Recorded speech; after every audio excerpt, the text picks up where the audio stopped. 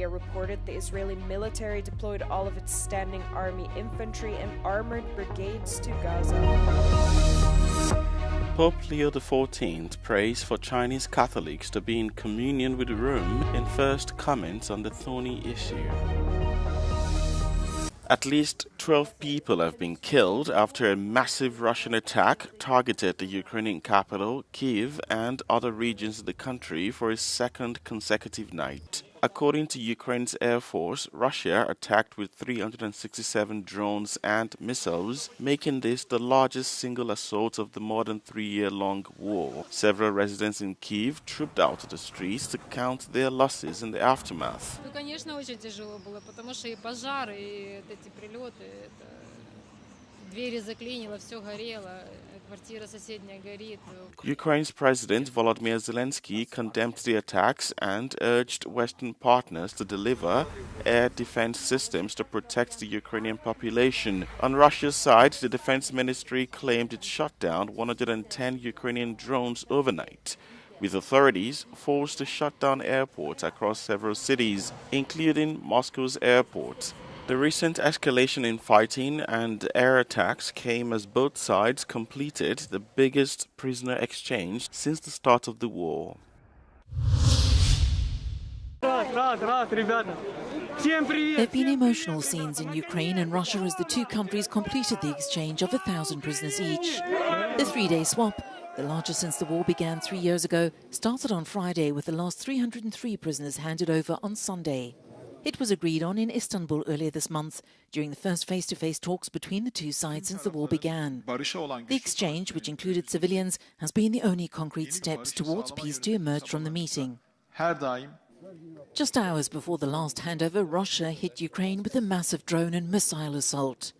Russia's Foreign Minister Sergei Lavrov on Friday said Moscow would present Ukraine with a draft peace agreement once the exchange was completed. Ukraine's President Volodymyr Zelensky, posting on X on Sunday, reiterated the urgent need for a ceasefire and promised to bring every Ukrainian home. Hundreds of thousands of soldiers on both sides and tens of thousands of Ukrainian civilians are believed to have been wounded or killed in the war. The Israeli military has deployed all of its standing army, infantry and armored brigades to Gaza. That is according to local media. It comes as Israel has ramped up its offensive in the Strip. On Saturday, the military said it struck more than 100 targets in a time span of 24 hours. They claim they were targeting Hamas infrastructure. On Friday, 9 out of 10 children of a Gaza doctor were killed in an Israeli airstrike. The children ranged in ages from 7 months to 12 years old. Israeli Prime Minister Benjamin Netanyahu has vowed to continue the offensive until Hamas disarms and releases all of the remaining hostages. Hamas said it will only do so in exchange for more Palestinian prisoners, a lasting ceasefire, and an Israeli withdrawal from the territory.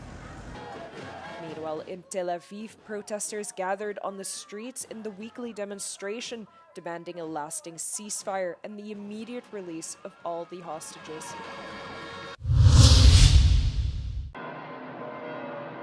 Pope Leo XIV on Sunday asked for prayers for China's Catholics to be in communion with the Holy See in what were his first public remarks about one of the thorniest foreign policy issues facing his new pontificate. Cari fratelli e sorelle, the Pope recalled that on Saturday, the Catholic Church marked a special feast day to pray for the Church in China. L'intercessione di Maria Santissima ottenga a loro e a noi la grazia di essere testimoni forti e gioiosi del Vangelo, anche in mezzo alle prove, per promuovere sempre la pace e l'armonia.